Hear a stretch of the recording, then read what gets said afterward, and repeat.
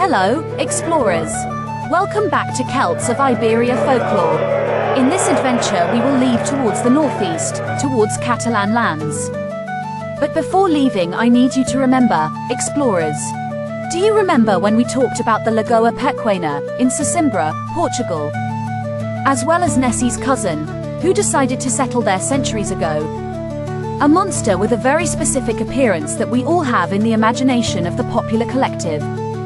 But, despite Nessy being the most famous of all, there are records of sightings in various areas of Europe, and even the world, throughout the generations.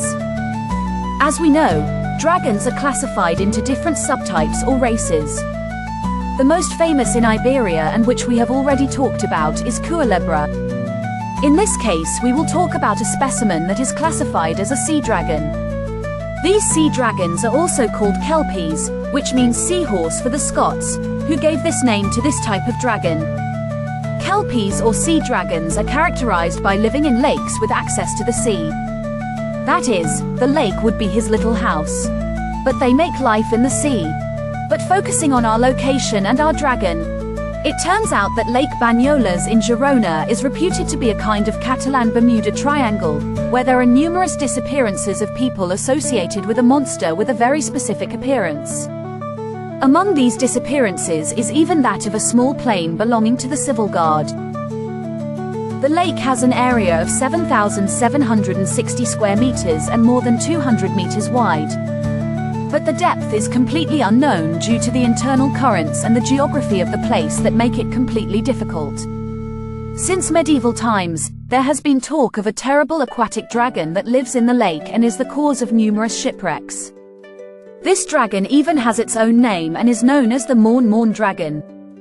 The first written records about Morn date back to the 8th century, where it was described as a giant serpent or aquatic lizard that breathed fire from its eyes. They say that after settling in, he first began raiding the peasants' livestock, and later eating the peasants themselves. For this reason the inhabitants of the place, they asked Charlemagne himself for help, who, when facing the dragon with his army, returned without success.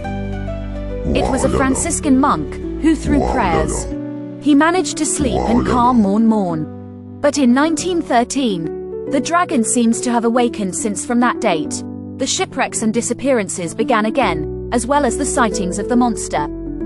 That being said, explorers, if you go to Lake Banyolas, in Girona, enjoy a nice bath in that beautiful place. But, don't go too far from the shore, and always keep a watchful eye. We don't want to be the snack of a medieval dragon in its relaxing summer bath. See you soon, explorers!